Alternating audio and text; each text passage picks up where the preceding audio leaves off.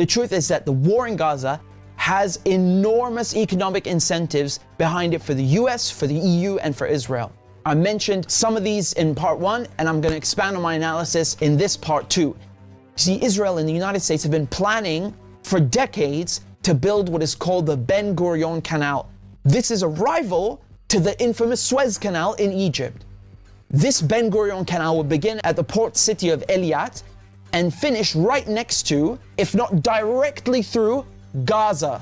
The Americans hatched the secret plan with the Israelis in 1963 to detonate over 500 nuclear bombs in the Negev desert with the aim of building this Ben Gurion Canal.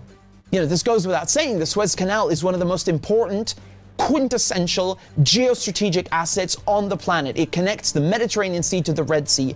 It is so important to global trade that in 1956, Israel, Britain, and France literally attacked Egypt because it dared to nationalize the Suez Canal, you know, its own territory.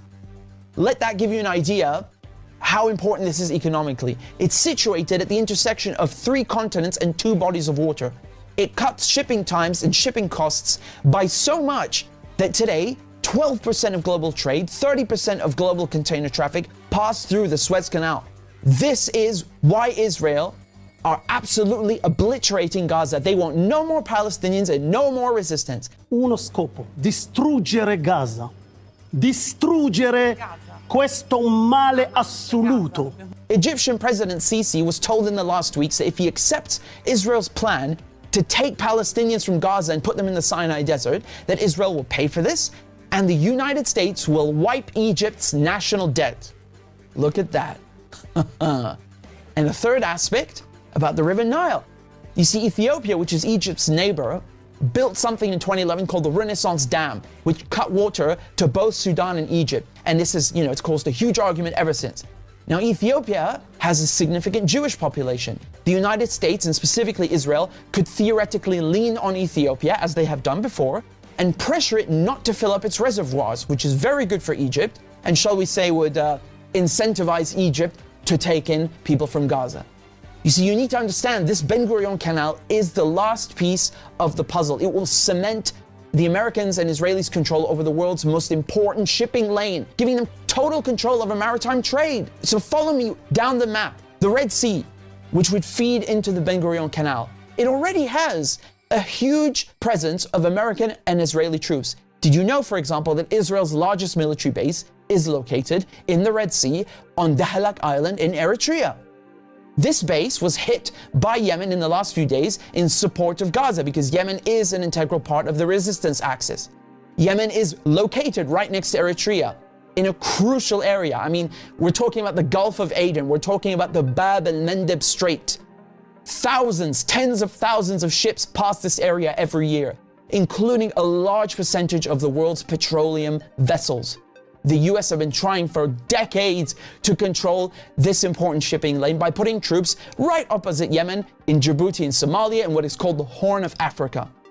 The Americans have tried to control this area by attacking Yemen from the rear, using Saudi Arabia, using other Gulf countries, doing their own drone strikes. This war lasted for over 6 years. It devastated Yemen, and the media barely covered it.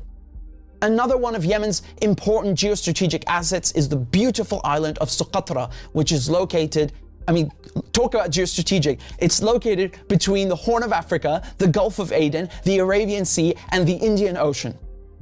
See, the UAE, after normalizing ties with Israel, they helped Israel to put spy bases and establish a military presence on Socotra Island. The importance of this Bab el-Mandeb Strait is that both Iran and China need to use this shipping lane for Iran to export fuel and for China as the world's largest economy and largest trading partner of most countries. I mean, there is de facto already an entire Cold War taking place right up the Gulf Coast in the Strait of Hormuz, the tanker war. You see, what happens is that the US and Israel, they try to sink Iranian fuel ships, and then Iran responds in kind. You see, Britain also tried playing this stupid game as well in the Strait of Gibraltar. They hijacked an Iranian ship, and only when Iran did the same to a British ship did they finally, get the message and let the Iranian ship go.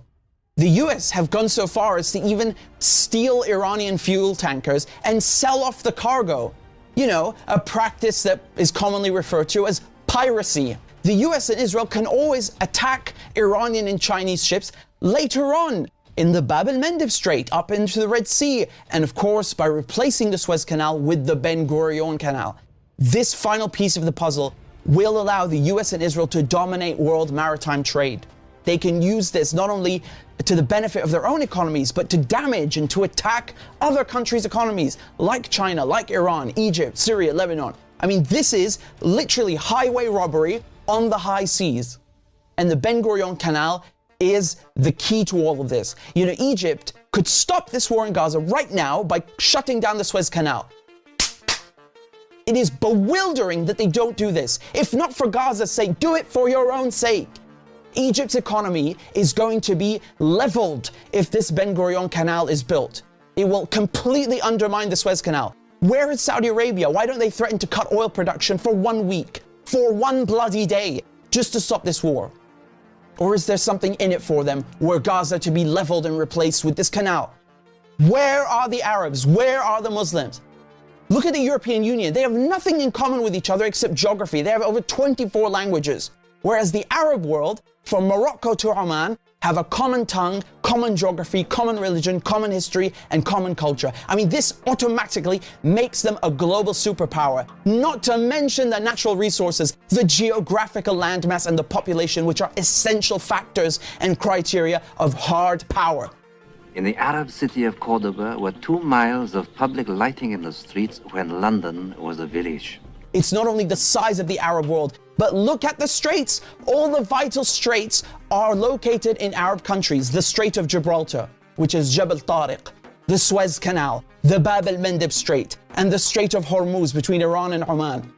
European colonial powers understood this a long time ago, how powerful Arab countries could be, and they planted Israel right smack dab in the middle to sow chaos and try to win over these Arab kingdoms, bring them over to their side and make them normalize ties with Israel. All these borders in the Middle East did not exist until 1916, until the same European powers that back Israel today drew them. This is the Middle East before, and this is the Middle East after Sykes-Picot, after the French and the British ruined it. This divide and conquer strategy is all about carving up the Arab world, creating instability, and controlling the resources and the straits.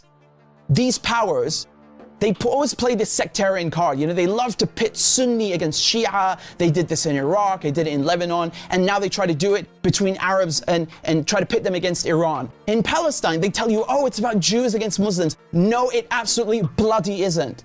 The West are afraid of unity between Arabs themselves and between Arabs and Muslim countries. This war has nothing to do with Hamas. That's not what it's about. You know why people are wondering, how is this mass slaughter of civilians happening? Why the ardent support for Israel from the West? Europe stands with Israel. As we stand steadfast with Israel. The United States stands with Israel.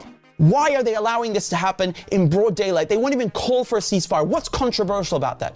The answer is because this is their project too. This is also a European and American imperialist project, and they are complicit. This long-term plan concerns and screws the whole region. It will impact everybody in the Middle East negatively. And that is precisely why the whole resistance axis, Palestine, Yemen, Iran, Iraq, Syria, Lebanon, are all involved in this fight on multiple fronts.